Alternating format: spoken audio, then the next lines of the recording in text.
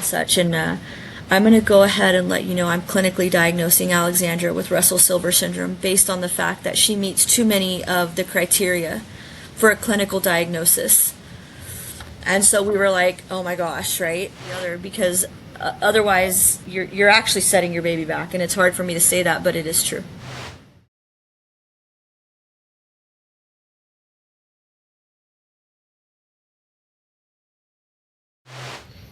Okay, so hello, I am Jean Hawney with Little Eaters and Talkers here in Houston, Texas. And today I have a wonderful mom that I wanted her to share her story with us, as she has been through quite the feeding journey and has learned so much that I think would be beneficial to coach other caregivers and other parents about the feeding challenges that she's been through, adopting a baby, overcoming a genetic diagnosis, and her success story. So here I have Jaime, so please introduce yourself. Hi, I'm Jaime Deckard, and as Jean said, yes, we have quite the the story to tell and the journey to walk through, from adoption to feeding to a genetic abnormality, and just how we worked through a lot of that and where we are now. So let's start off with, just tell us a little bit about how you found out you were going to be a mom practically overnight. So I knew pretty early in life that I was going to have some difficulties with pregnancy.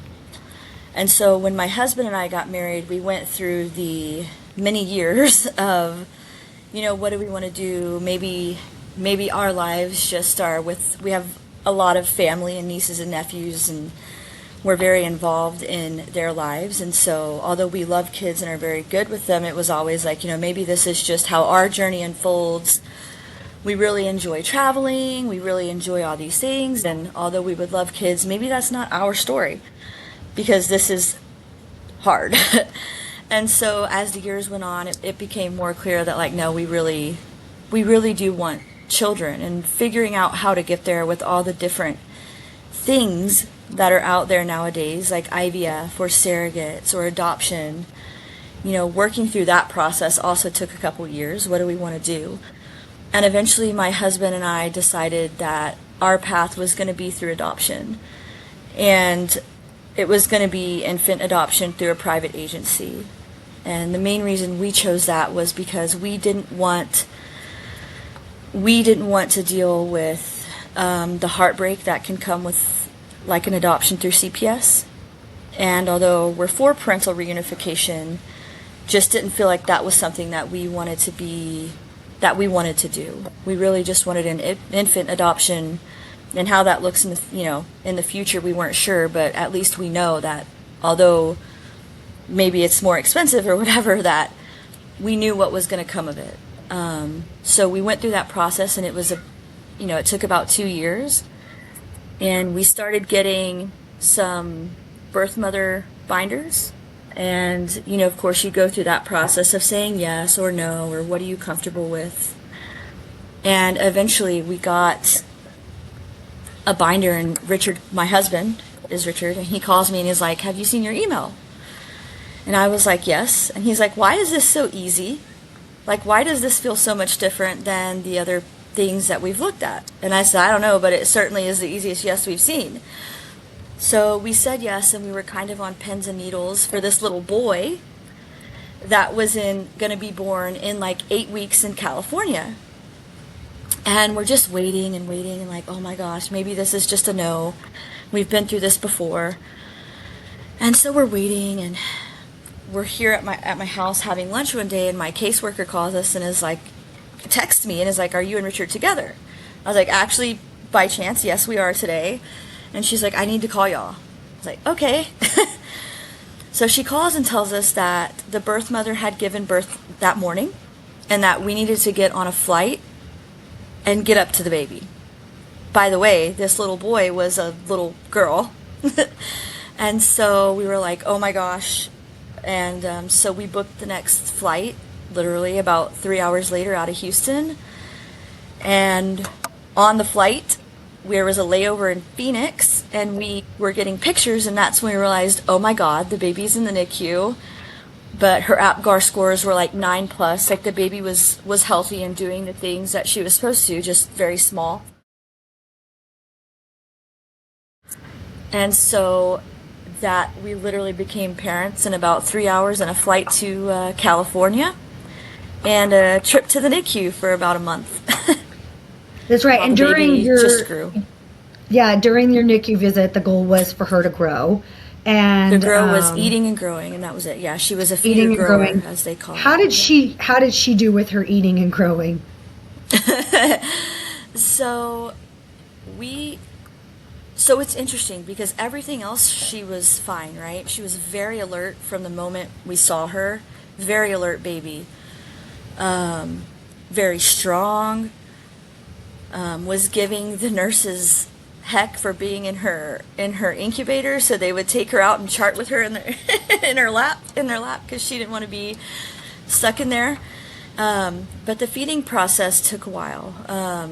Just obviously she was on a NG tube at that point, and so she was being gavage fed, and we started with 3 cc's, something very minimal, right? Just will she take it? How does she do on a nipple? And it took a couple days for her to take like 12 cc's. I mean, it was slow. She was learning. She was figuring it out. I don't know. Part of it may have been that they were tube feeding her, but she was, like 12 to 15 cc's was a real win at first for her. Simply because she was so small, she was learning, definitely figuring out the nipple. And later we figured out, she was pretty tongue-tied. So it took a couple weeks to get where they wanted her to get volume-wise. And that's I told them she doesn't like her feeding tube. You should take it out and see what she does. And they're like, not yet. And I'm like, she doesn't like it. And she would do this thing. She'd cough and gag, and she hated her feeding tube, and was alert and strong enough to try to pull it out all the time.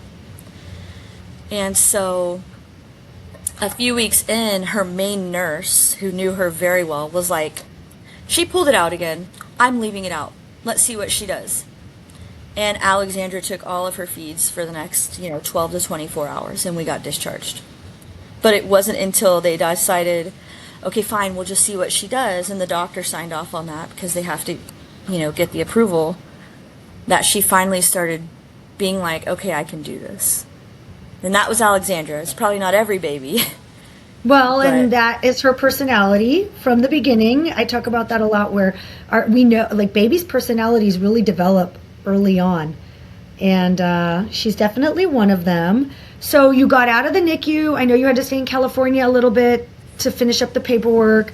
And then how old was she when you got back to Texas? So we were like a day shy of a month when we finally got back home. So we were 19 days in the NICU, and then we stayed in California for about a week or so, just to get through some legal paperwork and things like that had to happen before we could come back home. And then when you got home, did you notice any, when did you first notice feeding wasn't going as expected? Yeah, so we knew off the bat, obviously Alexandra was small and pretty much full term. And so everybody involved was like, why is she so small? And we kept asking that question. The thought was she was just head-sparing IUGR. There was some. How small was she? For a full-term baby, what did she weigh when she was born? She was born somewhere between 37 and 8 weeks, they think, and she was 3 pounds 9 ounces. Okay, yeah. So for our audience to know that is very small for a full baby. Yes, and the thing that I didn't know a lot then, but the thing I knew now is she, even on a feeding tube, gained 9 ounces in almost 3 weeks, which is not the expectation. And they barely discharged us because of her weight. But she was taking the volume. And so they were like, please don't skip out on your 2-day checkup. And we did it. But they were very concerned. And so they sent us home from knowing we were driving back to Texas with a barely 4-pound 3-week-old. And knowing that they discharged us being like, she has to gain this much, like y'all need to be on top of it. And so already we were terrified. I mean, I'm just like, we left and I went and bought a scale immediately because I was already on edge, like, oh my God, if she doesn't gain this, they say she's going to go back in the hospital. And so we just need to track it. And so that put me on edge for sure from the beginning. But we were okay. We had a good time that week in California. She was a little bitty sleepy baby, and so the drive home was easy. And then everything, so she was born, Alexandra was born September 11th. And by Halloween, before Halloween, I was already in my sister's house crying in a back room because I could not get this baby to eat. So I think she was not even 6 weeks old. So when did you seek help, and who was the first person who helped you? Yes, so my sister has 5 children, and she was using, her youngest is 8 weeks older than Alexandra, and she was using a lactation consultant who really helped her. And so I started probably about somewhere between 5 and 6 weeks. For sure, I think she was probably less than 8 weeks. I called her and had her come out and had her look at Alexandra and try to help me figure out best ways to help her. And I think first things first, we would try to go through, what is she eating? How does she look when she, just the basics, right? What does she look like when she's eating? What formula is she on? What nipple is she on? All those things. At the time, she was on a Dr. Brown bottle, like a preemie flow nipple. And so we stuck with that because we tried other nipples and she could do it, but she never took to it well. And so we would always, even though we would try other things, we would end up back on the Dr. Brown bottle because it's just what she seemed to take the most from, which wasn't very much. And pretty shortly after she started with us, we also started with Cairo. Because we noticed, she had some tension and she was already very small. So we were doing Bosu ball exercises and lots of exercises on her little floor mat. And I'll say I'm lucky because Alexandra is very, she loves to move. And so those exercises were not a big deal for her because she kind of thought they were fun. Mm-hmm. And so we did a lot of those exercises over the next, month or two. And eventually, do you want to get into tongue tie now? Well, so with the therapy you were getting lactation helping you with bottle feeding, you were getting body work. Yes. Was there, you mentioned earlier that someone in the NICU mentioned a tongue tie and then you get home. So that's probably in your mind. Yeah. So they also wrote on her discharge paperwork that they had corrected a tongue tie, which. Oh, isn't that funny? Yeah, they did. So, but it was on your mind. You were like, okay, someone mentioned tongue tie. I kind of know what this means. You have people helping you. I mean, did you know that you wanted to go through with a tongue tie release? Oh, in fact, I was pretty like, no, we're not going to do this. We're not going to put her through this right now unless I'm sure that she truly needs it. And between her lactation consultant in Cairo over the next month or two, it became clear from both of them that like she was just very restricted. She was just very small, very tight. Yes, we were working on a lot of things, but even with her mouth exercises we were doing, she was still just very tight. And it wasn't just a tongue tie. I mean, she was tongue tied, lip tied, cheek tied, and she was all of the above. And so it became clear that, okay, this is something we need to do, and we need to figure out timing for a baby who already doesn't want to take her bottle. I mean, we all had these discussions. Who do we go to, and how do we approach this, knowing that like she doesn't have a very good relationship with her bottle. Do you think that part of that reason is because of the tongue tie release, or it was prior to that? Prior. Okay. So, right. She was born. She's kind of always had this iffy experience with the bottle. So what made you take the risk and going through with the release? She was just too small. And I could tell by just doing her mouth, the exercises that we were supposed to do to get her ready, that she was restricted. Her mouth was very tight. She was also already small. So it was just the combination of the two. It's not that she couldn't eat, but how much harder is she having to work because of it, right? And then I took her to the pediatric dentist that we were going to use for the tongue tie procedure, and she had a hard time getting her and like she had a hard time doing the exercises, and she's like, I do this hundreds of times a day. You need more time. Like, you need to go do more exercises. And I was like, oh, great. She's like, she needs more work. And so we did. We spent another, sorry, I'm outside, it's hot. We spent another 2 weeks working on different exercises to get her even more ready so that the dentist would be, and a little bit more weight. She was not even 7 pounds at this point. This was like right before Christmas. So she was September, October, November. She was almost 4. She was 4 or so months old. And so we were like just trying really hard to get her to that 7-pound mark because they really didn't want to work on her until then.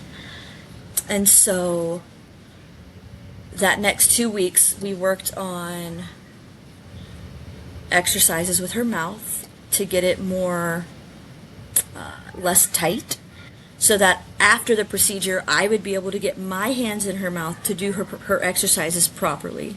That was the whole goal.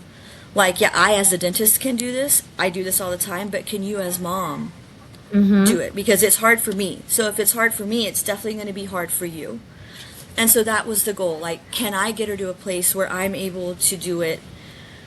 Will she let me? Right?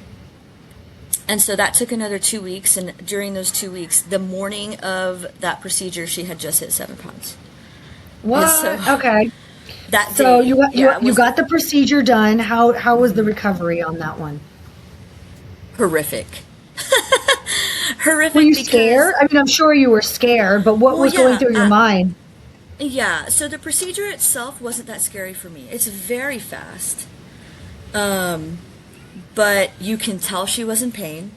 You can see the wounds. You know it's got to be painful. I know. You're doing these exercises, which for the first 10 days, 2 weeks, you can tell. It hurts. You can tell that it hurts her. And so that was horrific. But we chose a pediatric dentist who uses a cut. I don't know the best terminology to use for this, but they used a cut slightly different than some other pediatric dentists, which make you do the exercises like every 3 to 4 hours. We were doing them just 3 times a day, 4 if we needed. And so for her, that was the whole point in choosing this pediatric dentist, is because I needed my hands out of her mouth as much as humanly possible, because we didn't want to make things worse. And all of us, the dentist, the lactation consultant at the dentist, my lactation consultant, and the chiro, were all very concerned. We do think this is going to help her functionally. We just hope this doesn't make her not take the bottle even more. We don't know exactly how this is going to turn out, or if this is the exact issue, even though we know functionally she needs this. She needs this. And so we were all nervous. We were all very nervous. But you got through it, right? No, we did. You got through it. She healed about 2 weeks. About 2.5 weeks later, you could tell that she just didn't appreciate the stretches and she wasn't in pain, which made it better for me, because you need to do them for like 3 weeks. I can't remember exactly, but it's like 3 or so weeks. And so that made me feel a little better, because I'm like, okay, at least I'm not hurting her. And functionally, absolutely could see a difference. Okay, that was my question. Like, did you notice a difference? Yes. With the bottle Yes. too? Yeah, almost immediately you could tell. The first full bottle, and we're talking like 2.5, 3 ounces at best. We're not talking like huge bottles. The first full bottle she ever took was after that procedure on the way home. Isn't that like that would make someone want to cry alone? Yes, that didn't last long. She was probably really hungry. also? Yeah, that didn't last super long, but functionally you could tell she was not working as hard. Okay. And then, gosh, when did we meet? When did you notice that you needed additional help? So that was like 4 months old. By 5, we had called you. I was looking for additional help. And thankfully, I had good people around me, because the reason that we ended up trying to go to like a speech path, such as yourself, or a feeding specialist, was because her lactation consultant looked at me one day and is like, I just don't know why she doesn't want to eat more than like 2.5 ounces. Or she's satisfied with like 1.5. And she was okay to tell me this. She's like, I just think you need to go to a speech path or like a true feeding specialist, because from what I'm seeing, she's able to eat, which we were all in agreement with. Like, she is able to. She just doesn't want any more than like 2 ounces. That was like, I'm good. And a lot of times it would be even less than that. And so we pretty quickly reached out to a speech path that my pediatrician recommended, who, again, thankfully, good people. She was honest with me and said, given the background of your baby and what y'all are struggling with right now, I have somebody I think actually is going to be able to truly help you. And so she put her pride aside a bit and gave me Jean's information, because she felt that Jean was the person who, with feeding, was going to be who could help me the best. And she knew that I was like very worried, that I didn't think we had a month to get to the bottom of this. I didn't even know if we had a week. Like, we were like, the baby's not gaining weight, the baby doesn't want to eat. I mean, we were pretty desperate. I mean, like, I think when you called me, I was like, ooh, you live really far. Mm-hmm. And I was like, but that's okay. I'll be there in 2 days, right? No, that's right. You were there. I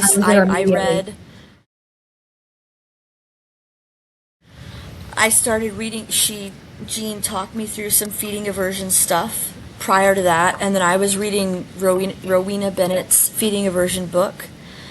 And we had been doing some of that. I mean, I have to give my husband and myself credit. Like, we were doing our best not to try to force this baby to eat. But at the same time, we're absolutely on the struggle bus, just freaking out. What do we do? And so, reading the book, talking with you, you were very quick to get out here. I mean, I think you could hear my urgency. I think, just I was scared. I was worried. And so, I think it was 2 days. I mean, you were at my house. Yeah. Which was, and we worked through, we definitely agreed that she had bottle aversion. Yes. We knew that her function was perfect. That was really nice that we didn't really have to worry about necessarily the bottle shape and whatnot. We did change her formula just in case. And we worked through bottle aversion, and she did really, you all did really well. But I think we could all agree that one of our biggest struggles was that she, even after 4 weeks, she just loved to have a certain amount of milk. Yep, and that was exactly. She was completely satisfied, happily satisfied. Yes, and looking perfect, energetic. And just no interest every in drinking milestone anymore. Meeting any milestone you could ask of her. Mm-hmm. I mean, she was doing all the things, except she just wasn't very hungry. I want to throw in there that during this time, despite my discouragement, you were told you had to meet up with GI, who wanted to do a swallow study and a scope. And I get it. We want to make sure nothing. I was not happy about this. I think my gut just knew that was not the reason she was still struggling with weight gain, because she ate perfectly. She would chug a 3-ounce bottle, and there were no stress cues. We got rid of the aversion for the most part. There was no signs of aspiration. And so you did have to go through quite a medical journey on that end. Yeah. Of doing all of that. Her pediatrician he's a very calm man, and I'm thankful for that. But he wanted me to go to GI to try to ensure nothing was wrong. And I told him at the beginning of that journey, that GI journey, that I didn't feel she had an issue with swallowing.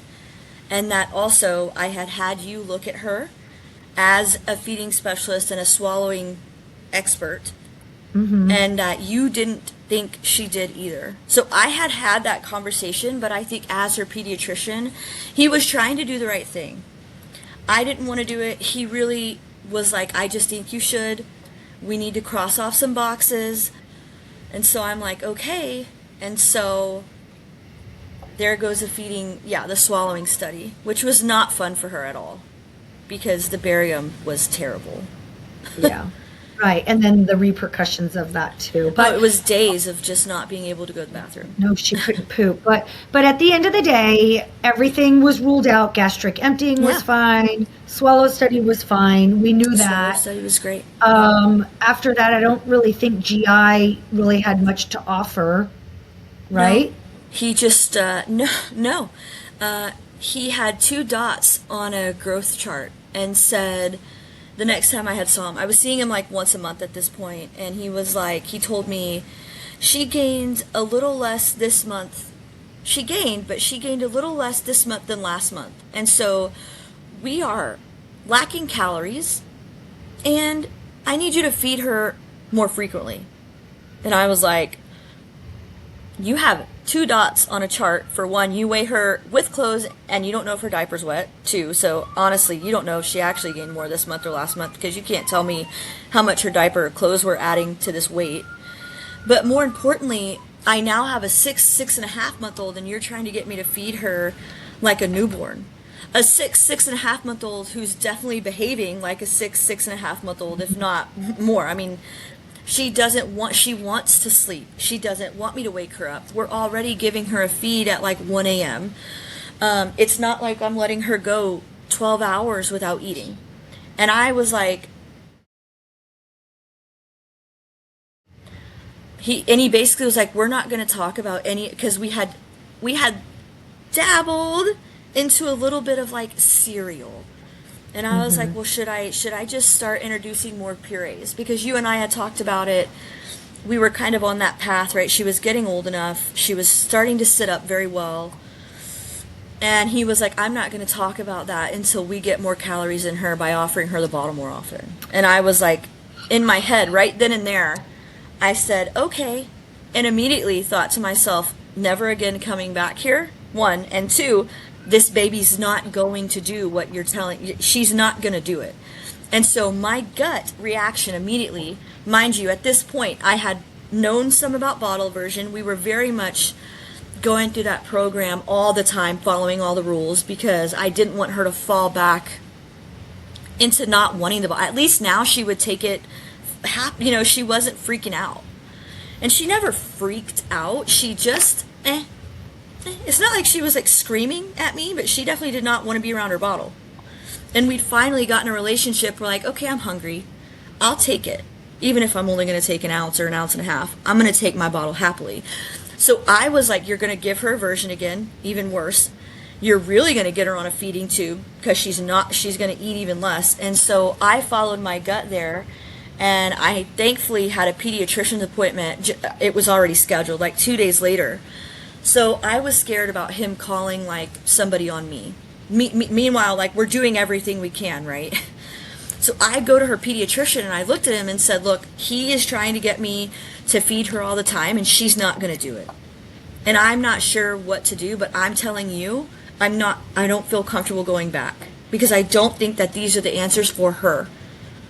And he looked at me and said, well, she doesn't have swallow study. Her swallow study was normal. Everything was, sorry, she's banging on the window. Oh my God. She's not having swallowing issues. Yes, she's gaining minimal weight, but she isn't losing. I'm not in disagreement with you. If this is what you want to do, I'm not going to make you go back.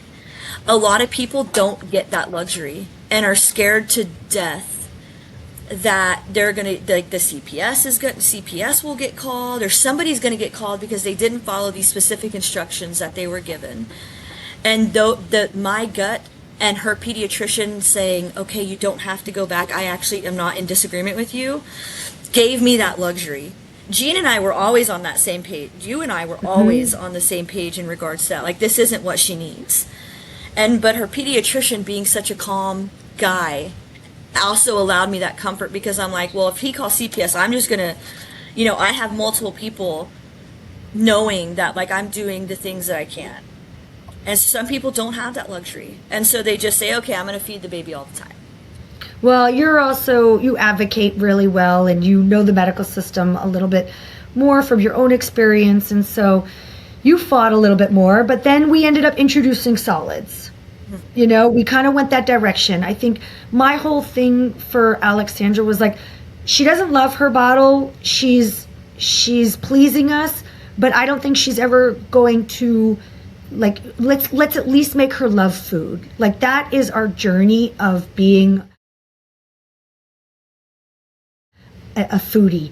We don't want her on the bottle forever. So tell us a little bit about what that was like, introducing solids to her. So pretty quickly after that GI visit, we did start introducing different purees. And Alexandra did really like it. It was interesting to her. It was fun. Now we're talking about a little baby. You're talking about a tablespoon. You know what I mean? It's not like, but she was really happy to have that freedom to get some calories in and have fun and explore different flavors. And she ate so many different things. Happily was having fun with it, loved her. I don't think I never ever have called this the right thing, but her teether, her gum liner, that's the appropriate word, loved that. You could get a lot, you could get quite a bit in her with her gum liner, where she would do it herself.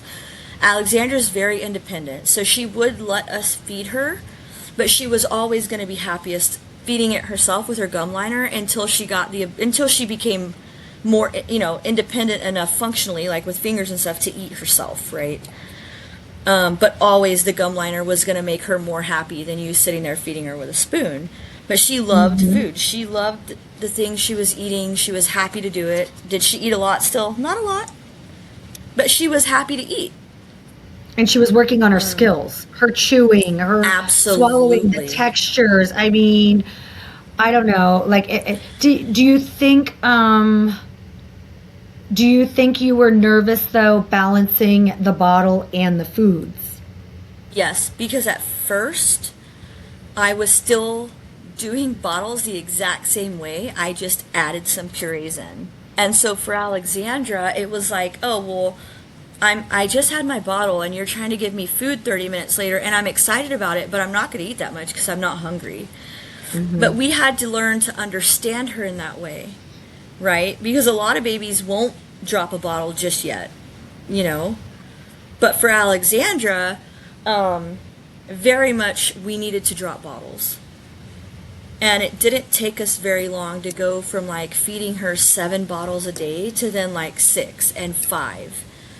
Because she needed that space between meals, and she was going to make up her calories with her purees if you didn't give her the bottle. We didn't know if she was going to, but then it became apparent, okay, she will. And so we felt it was really hard to drop. It was very scary. It took us longer than it probably should have to drop the bottles because I was scared. I was so scared that she just is going to take even less calories in. Ultimately, she didn't. And it took a while to get from like, purees to past some chunky purees to like food. I mean, at one point, I was like, she's really gagging on like a tiny piece of wet bread. I mean, just nothing, right? It took us a long time to get from that to like food because I got so scared. I was scared. And I'm like, no, we're going back to purees. Yeah. I mean, it is scary. And there were times where we were like, okay, we've got to look at balance. Like if she's eating the purees happily and easily and they're high calorie and she's eating a little bit more volume, but then yes, we have to have a meal where we're practicing the textures And you did a great job with that. And that was scary to me too, because then you're like, she's not getting the calories she would from that puree meal. And she's not doing as well with an actual, foods. So now we're going to get less calories. But again, Alexandra, every step, every part of this journey, Alexandra has proved everybody just so wrong. That's been like her MO, that she has somehow figured out what she needs and she's going to do what she wants. And she's going to surpass what you think she should, whether it's today or tomorrow, or whether you're scared or not. Yeah. So like we worked through solids. So the next big part of your journey is, at what point did you feel that there might be something more going on than just the eating? And Yeah. So we're approaching 8 months. We've been working with Jean. She's letting people feed her. Like, she's takes what she wants of the bottle. She's on purees and is happily eating them. And we're just still have like an 8-month-old baby who's like just barely approaching 9 pounds. Or was just at 9 pounds. And I just kept asking myself, and I mean, through this whole journey, I'm like, she's so small. She's so small. She's doing everything she's supposed to, but this baby is tiny. And this catch-up weight that I keep being told about is definitely not happening. I'm like, it's just not happening. And we're getting, we're like 8 months old at this point, and I'm just like, I don't know what I'm supposed to do. And I don't know if anything's very wrong, but like, I clearly just going to her pediatrician every month is not doing anything. And again, I'm not going to ream him. I really think that he kept me calm, and he was calm. He knew that I was worried, and I think he saw a baby who in every other facet was absolutely thriving. And she was. And so eventually I just couldn't shake the feeling. I just couldn't shake it, even though most people around me were like, Jaime, she's okay. Look at her. Look at her. And I'm like, yeah, I know. I'm dealing with her every time I have to feed her. I am looking at her. She doesn't eat. And so I just had this gut thing, and it had been for a while. And I'm like, I just don't know. I just don't know. That was the feeling. I don't know, was it? Like, I didn't know what, I'm not a doctor. I didn't know what, or, truly if something was going on. I just knew this baby was tiny and she was not catching up. She was not growing anymore. She was not trying really to pick up her feedings. And so you have a baby who's thriving, except is so happy on such minimal amounts of calories. And I didn't know what that meant. For me inside, something felt like, this is weird. I have an 8-month-old who's like barely 9 pounds, and it doesn't feel right, I guess, is what I couldn't shake it. And she's fine. And I'm like, okay. So what did you decide to do? So there was a morning. I have my sister is a nurse practitioner, and I had Jean. And within about 15 minutes of each other, I don't know why this day, I don't know why the same time, but within about 15 minutes of each other, Jean's like, I think you need, I was talking with you, I keep saying Jean, but you, talking to you. You were like, I just don't understand. And even though she's made a lot of progress, she's just not really getting bigger. At least enough to be like, this is good. And I think you need to take her in. I'm gonna kind of throw in my red flag and say, okay, we've worked through so much, but I don't know. Something is weird. Something is off. I think something's off, and you need to go in. And I said, I don't think I fought you at all. No. Well, what happened with your sister too? So, she said the same thing. My mom happens to be attached, so we were weighing her every morning. And my mom was attached to that note, like in my phone. So she could see her morning weights. And so it had been a while since that had been sent to my sister. And so within about 15 minutes, I get off the phone with you. I'm trying to logistically figure things out. You know, we need to take her to Texas Children's. I need to get packed. And I call my sister, and she's like, Jaime, y'all, what can you do? Like, you are doing literally, there's nothing else. There's nobody else you can bring into this. There's nothing you haven't tried, and there's nothing you haven't done. I'm going to tell you now what I haven't been telling you, which is that she needs help. You need help. And she needs to go in. Like you're being told. She needs to go in. And so those calls were within like 10 or 15 minutes of each other. Like, she's not growing, Jaime, and it's time. Mm-hmm. Yeah. And she's like, I didn't. You had a rough weekend too. You had a rough weekend. Yeah. And I mean, and we just needed to know more answers. Like, just what is going on? Yeah. Just kind of like, Right. she's thriving, but what? Why So are we funny not enough, going? they quickly admitted you to TCH. Oh, Like, yeah. I'm sure you walked into that door and they were like, right? Like, Yeah, what, I mean- what were people's expressions? No, I explained to them, like, she's fine, except she just doesn't grow. And they looked at her and pretty quickly would, you know, they didn't even ask a lot of questions. They looked at her, took her weight and her height, and she was like very, very much failure to thrive. I mean, there's like a scale that I didn't know existed, but apparently she was like negative on this scale, like very, very failure to thrive, not just a little bit. And so, of course, yes, as you said, they admitted her. And of course, at Texas Children's, you have 3 days of calorie counts. And with Alexandra, you might have a good day. And the next day, you might see the scale respond. And this had been her MO. I'm going to eat okay, and the scale is going to respond. And I promise you, in 3 or 4 days, I'm not going to eat, and the scale will stop going up, and I'm going to gain my 0.2 ounces. And like, that was what she did, right? So she would sort of eat and then would do that for a couple days. You'd see the scale move, and then we're not interested. The scale would flatline, and so that was like what she did. So I told them before we walked in, I said, you're going to see her eat tonight, and you're going to see the scale move, which is exactly what she did.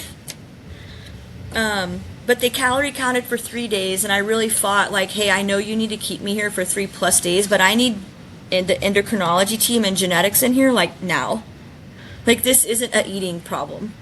Yeah, it wasn't eating, it wasn't GI, it wasn't cardiac. All of that was kind of ruled out. Yeah. And so they did get endo and genetics in, thankfully. Like on the 4th day, of course, after we had been done calorie counting, because everyone agreed she was eating enough, which is also something we didn't know. I didn't know what they were going to say, because when you have this little baby, like, is she eating enough calories? How many calories is she supposed to be eating? I really, like, I had researched, I had done the math on it, but I just didn't know, right? I mean, I thought some days she was hitting the mark that she needed to, and other days she wasn't. That was what my gut was. That's what I thought as the mom looking at what she was doing. But they thought she was hitting it more days than not, which now looking back, she probably was. They didn't put some dietitians may have, but the dietitian there didn't put some crazy outrageous calorie number out there for her. And I'm thankful for that, because I do think, looking back, like, that was appropriate. And they didn't even recommend a feeding tube. Because at that point in time, they were looking at her and what she was doing and saying she's eating enough to sustain or grow what it needs based on her height and weight. I didn't even know at that point if that statement was true.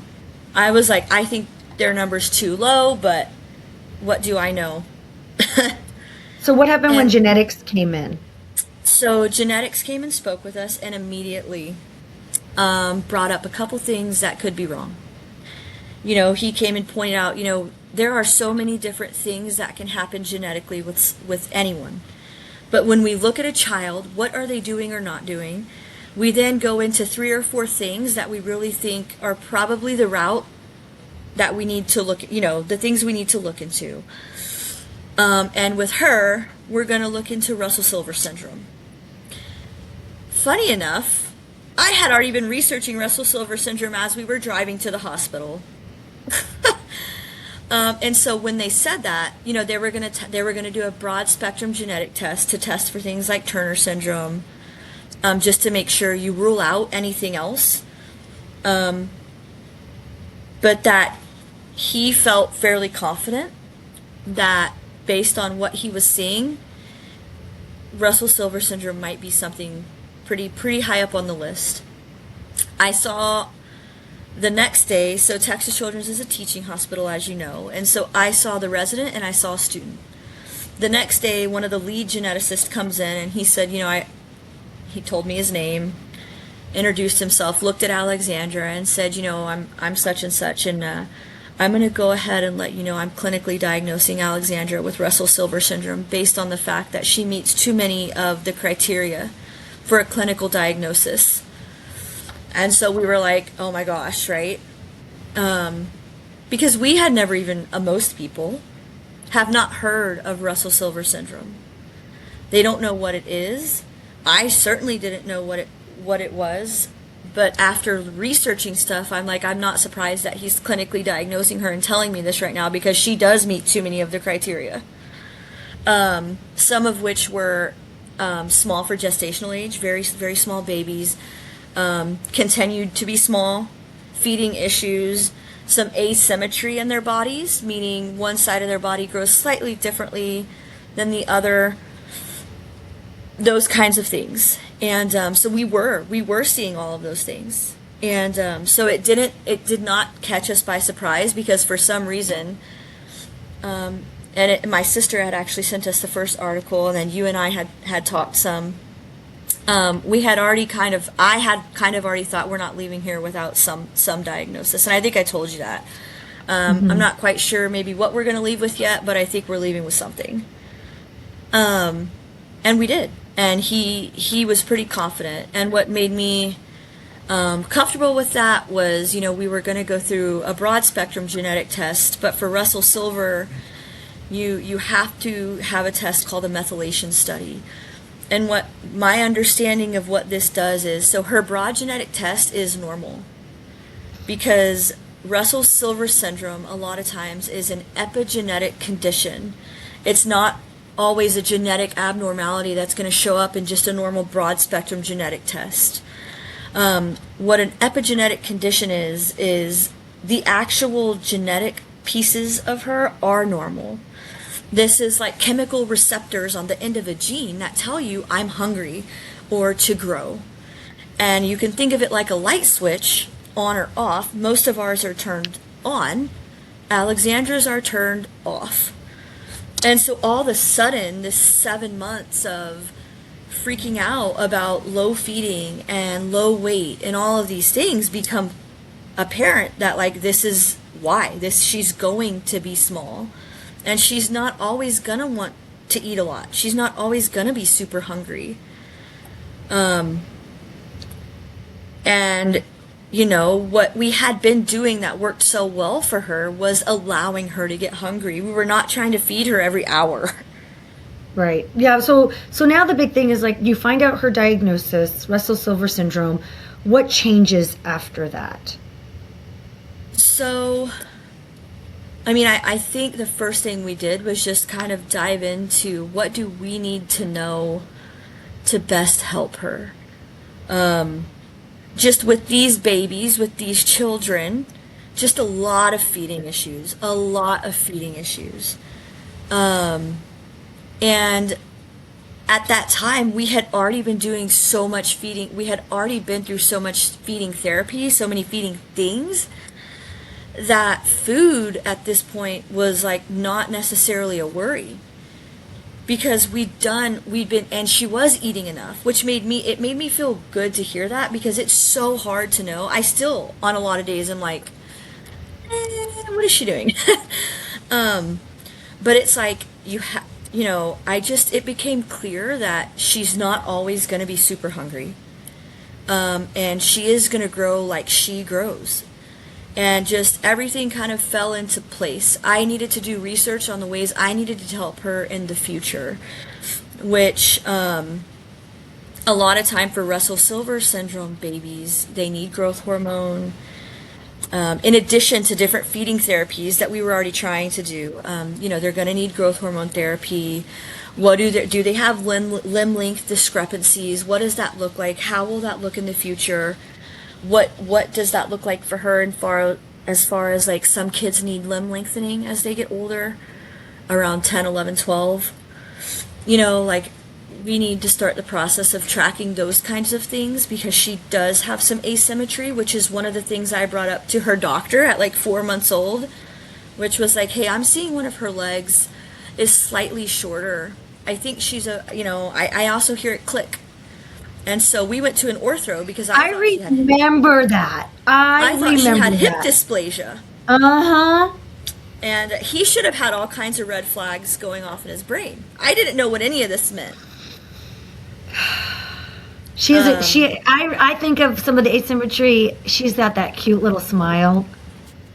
That like the one side goes up a little bit more than the other. She does. Yes. But it's so cute. It's not, in certain angles it's noticeable, but really she looks, for Alexandra looks pretty normal. I mean, so I do want you to tell people about, we talked about her genetic diagnosis and you asked my recommendations, and I say, as I say to many of my parents, I say, you find the best of the best. You go to the conferences, you travel, you see if there's studies going on. So what did you find on your end? Yeah, you're right. Like one of the first things I asked you was like, okay, we're doing feeding stuff. Like what now? Like what now? And I did find, I found Facebook groups, I found some books, I found a foundation that was specific to small for gestational age babies and Russell Silver syndrome children. Awesome. And and Temple syndrome, which I guess is similar to Russell Silver. And I just started reading what these parents were going through and felt pretty clear. I was pretty sure pretty quickly that somehow Alexandra was not, like, she just wasn't as severe as some of the things I was reading. And so as time, because, you've got all these, I'm reading all these stories, and of course online and on these platforms, you're going to see people who are struggling more, right? Because that's who's going to be asking for help. But Alexandra just wasn't dealing with some of those things. And so I was like, okay, so we keep pressing forward. I found out about a convention that was happening, which happened at the end of July. And so my husband and I and Alexandra, I signed up for that to get seen by, a world-renowned endo in RSS. Actually, yes, one person specifically. Her name is Dr. Harbison. She works out of New York City, Mount Sinai. But within this appointment that I was going to be seeing her in, there was a panel of about 12 different endos from all around the world, actually, and we're all specialists in this area, or one or two were there to continue to learn. And they had been going for a couple years, and so through this, I actually found out there's a Texas children's doctor in the Woodlands, which is not that far from where I live, and I immediately switched doctors. And was like, no, I need somebody familiar with RSS. And I need somebody who's not just going to tell me to feed my baby. Mm-hmm. Yeah. Yeah. 'Cause that's always what I think about. Like, I always think about the future, right? I mean, you have to think about the present and what's going on in the present, but I'm kind of a one step ahead person. Yeah. And so we went to this convention, we were seen by these doctors, and we were able to meet her new endocrinologist. And it turns out I have a baby who really wants to defy all the odds. So it seems she's thriving.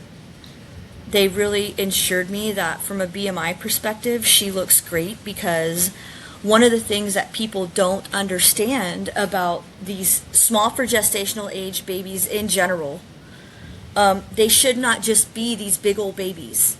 No.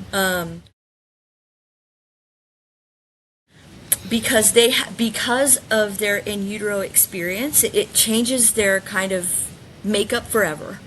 And basically what that means is a lot of them are head sparing, and a lot of them are like, I'm going to survive off the least amount of calories I can. And so they come out with a sort of, and forever, insulin resistance. And so because of that, you don't want them carrying a lot of excess weight. You do want them to have a smaller BMI, which is like between 11 and 14%. And so a lot of these doctors who are not as familiar just tell you, you know, feed these babies. They need more calories. Well, they're not like another baby who might be chunky. And they're not going to gain that fat in the same way either. Even on a feeding tube, you're going to gain weight, of course, because you're being fed a ton of calories. However, it doesn't mean that it's ultimately what I've learned is that it doesn't just mean feed you tons of calories. Like you need to stay thin to be healthy long term. And just overfeeding and trying to get you to gain weight is not the answer. Do some babies need feeding tubes? And absolutely, there is a time and place and a reason. But you can't just put a feeding tube in all these babies and say, feed them calories and make them grow. Because first off, an RSS baby does not work like that. I would imagine they'd be throwing up all the time. They are. And so I'm going to preface this with, I am not a doctor, and this is not medical advice, and every baby is clearly different. And every genetic, genetics are crazy wild, and severities and things like that are wildly different per baby. Wildly different. But what I can say, the best thing that I did for Alexandra is, and probably for the wrong reasons because we didn't have a diagnosis at this point, is to just let her go 3 hours, 3.5 hours, sometimes 4 before I would feed her, or she would show me she's hungry because I knew I needed to let her get hungry. And that was part of feeding therapy and bottle aversion work. One of the first things I was told by you is like, you've got to let her get hungry. She will tell you. And maybe not every RSS baby would tell you, but for sure Alexandra does tell you. She does. And so feeding therapy worked miracles for Alexandra. I will say that most of the babies, if not all, around Alexandra's age, let's call it between 7 months and 15 months, Alexandra was the only one not on a feeding tube. Wow. The only one. Oh my God. Alexandra was the only baby there that was hitting milestones. Alexandra was the only baby there eating foods. And I am not a medical professional. I am giving you my baby's story. And I'm telling you the things I was seeing at the convention from other babies, which, again, severity is wildly different. But from what I was seeing and what I was told, most of these, if not all, came out of their appointments being told by those doctors that they needed to stop feeding the baby as much as they were. Yeah. All of them. Well, and that was my big thing with you. I was like, we can't keep pushing this formula. Like, we've got to work on food and bring life to the social situations and the meaning behind eating. And now this little girl is going to be 1 year old. She is. Yes. She's going to be 1. I mean, she is eating so many different foods. Oh, she's eating very well. Foods, and her pincher grab, she feeds, at this point today, so Alexandra went from really struggling on a bottle to not loving food to like today she will eat. This morning we gave her waffles and fruit. We cut the waffles up, and she will feed herself. And we just kind of monitor to make sure she's okay. She doesn't have a lot of teeth yet, so. No, But, and she drinks her water from a straw cup, and she, No, yes.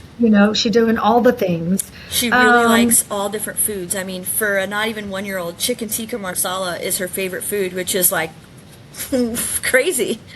So she what loves advice, flavor. I mean, the big thing, right? Like, what advice would you give to other parents? Like, what advice did you give to some of these other parents at the Russell Silver Syndrome conference? First off, not a lot of them had a lot of feeding therapy. And I think a lot of them are paralyzed. It is a very paralyzing feeling to think if I switch anything, he or she is gonna go downhill. It is a very paralyzing feeling, especially when you know there's a condition involved. I didn't have at this point a diagnosis, and I was paralyzed with I made decisions and I made changes, but it didn't come without feeling like, oh my God, if this makes things worse. I mean, that's always in the back of your head. And so I think, they always tell you that, you as the parent know your baby. And you do, but it doesn't mean it's not scary and that you don't feel like you need to listen to doctors, right? And so I think one of the things that I took away and would tell people is like, you got this baby from the NICU. It took him or her home on a feeding tube. But no one told you how to approach getting them off of it. And not every baby with RSS is going to be like Alexandra. She is defying odds she just is. But that's because of you too. You have advocated. You found the resources. I just think I think treating them like their age is very important. Because there's not usually a cognitive impact with most RSS babies.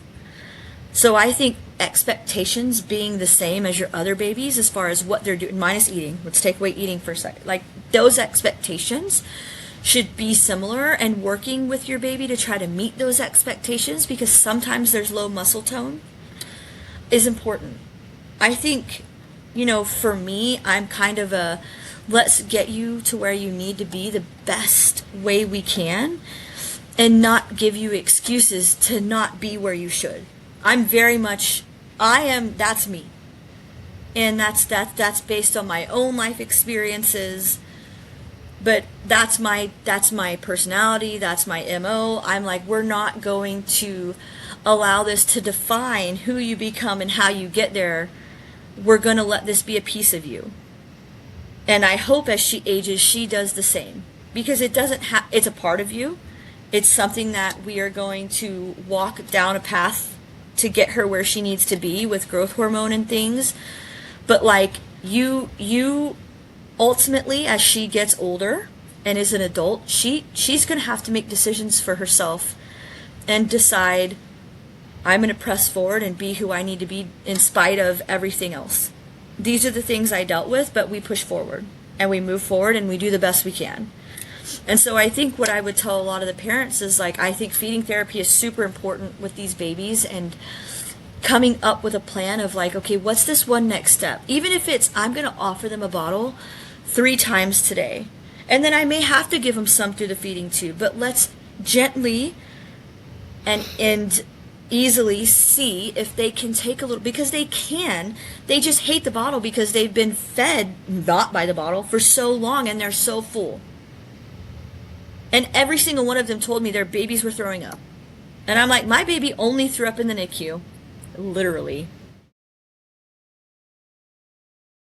Yeah. Well, I wouldn't have let that happen anyway. I just think, feeding therapy, trying to get away from the paralyzing feeling that you can't make any changes, or that your baby's just going to that this is just this is just the sentence you've been given. But also, I think you have to take some risks, right? And when we decided to introduce solids, you were nervous about it. But I said to you, if we don't do it now, we may really have an issue on our hand of a Yes. baby not wanting to eat food. Yep. You And absolutely did. I think that is a big thing that our medical professionals do is they push so much of the formula and whatever it is, the Pediasure, the milks, the everything, that they forget like there's so much better stuff out there. Well, and this baby, these kids have to eat. I mean, one of the moms who had an 8-month-old came out of her appointment and we were talking and she's like, yeah, the first thing she asked me was why she's still on a tube. And I'm like, oh gosh. It's hard. It's so hard, right? Because it's not like these parents just want their kids to be on feeding tubes forever. Well, but there's no good programs locally that I can speak to in Houston. And if any of our listeners know of any, please reach out to me. But I don't know of any good programs locally that help babies get feeding tubes out.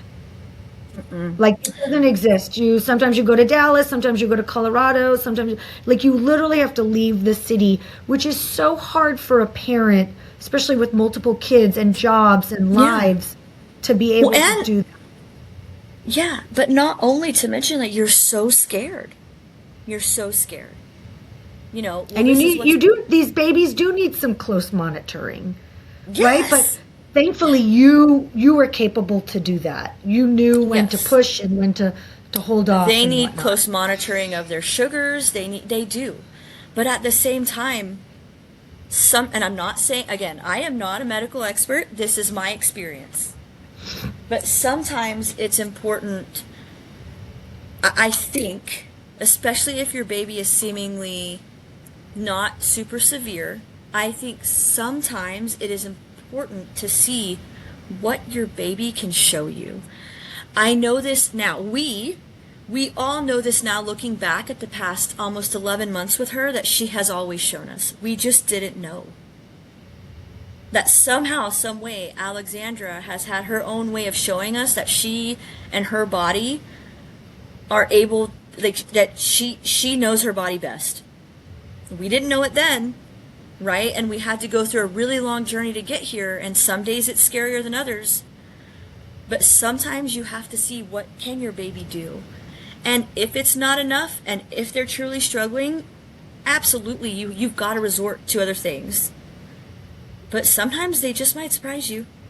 But also, if you have a doctor, just like you did with GI, that makes a recommendation that you just don't feel like it sounds right, looks right, anything, like it's okay to get another opinion. It's okay to do some research. It's okay to look out for Facebook groups, other supports. Like, if you do nothing will happen. That's right. And it's hard. It's hard with RSS specifically because so many doctors don't have a good understanding. So when you're dealing with something like RSS, and you don't know all the proper protocols, the doctor is just going to tell you feed the baby more calories.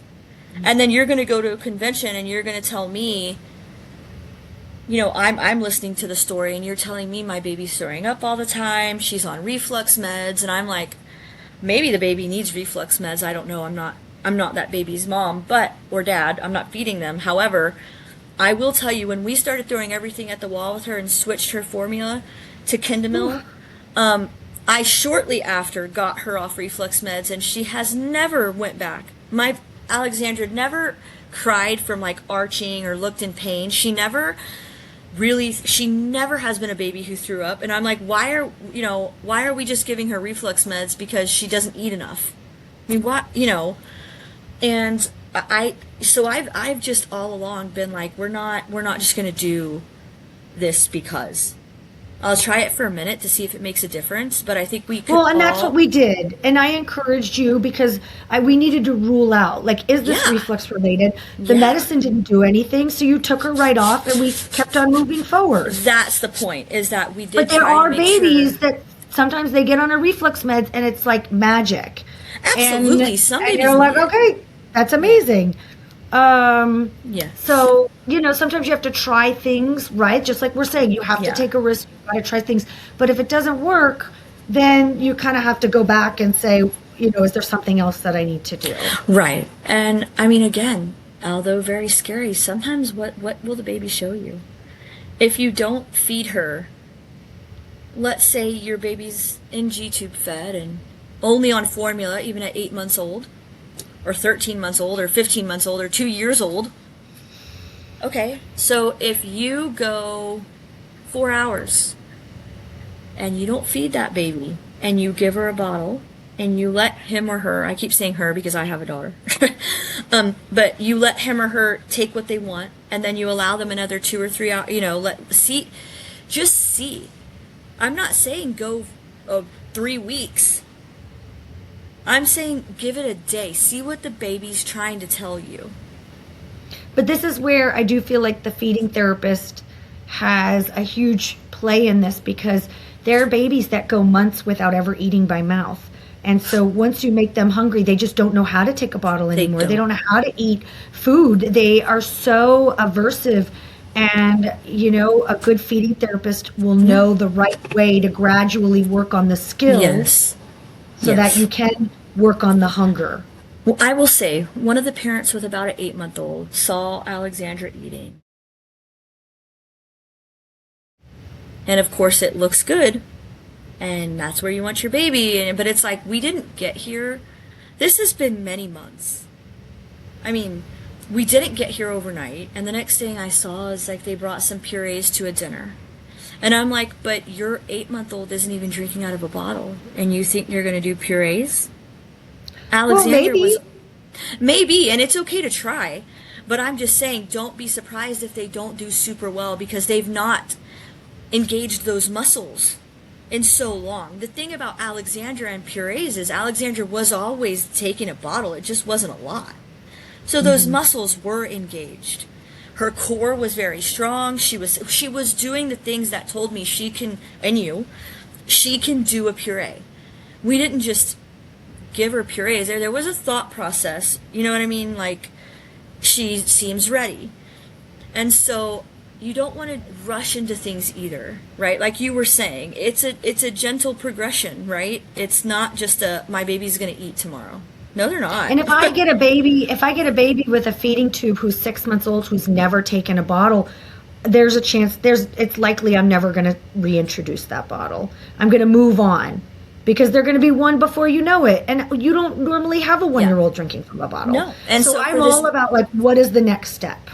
That's exactly. And so for some of these parents, they feeding therapy. They don't know the next step. They don't. And feeding therapy is not pushed enough. And they don't know, it's not, you just don't know a lot until you you left the NICU with this tiny baby. Did anyone say, hey, you should see a feeding therapist? They told me she needed to be eating da-da-da volume per day. And she needs to gain this amount every 2 days. And so you left with a very anxious parent. Yeah. Whereas I do think a lot more, even GI.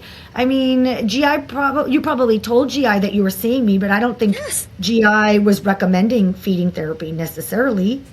Oh, and they were like, well, she can do purees, but that's not what I want. And she needs to be fed more often. And I'm not going to talk about anything else until I know she's getting more calories because she's being fed more often. That was literally the conversation. I'm like, I don't agree. No. Well, we will, I think your story is going to give so many parents hope, whether they have a baby who's IUGR or small for gestational age or later diagnosed with, a syndrome of some sort. I love that you really have shined light on how feeding therapy has helped you. So I really appreciate that. I think we did a lot of parent coaching, even more than actually feeding Alexandra on many days. And that's part of my job. So I am grateful that you trusted me and that you are the most amazing advocate for your baby. And I just need more parents that are willing to take the dive, to search for answers and take a little bit of risk. Absolutely. I can't stress feeding therapy enough for these children and how it helps them and helps them thrive. I think Jean, especially if you're in Houston or in Texas, that is your feeding therapist. But even if you're in another state or country and you need help, and you don't this is the first time you've heard about feeding therapy, like it matters. Yeah, and I mean, sometimes you have to shop around for a knowledgeable feeding therapist as well. yes. And I also know? think it's scary, but sometimes one foot in front of the other. One foot in front of the other. Because if, you can't walk until you crawl, and you can't, even if you're crawling to get somewhere, like one foot in front of the other, because otherwise you're actually setting your baby back. And it's hard for me to say that, but it is true. It is true. Well, thank you, Jaime, for telling your story.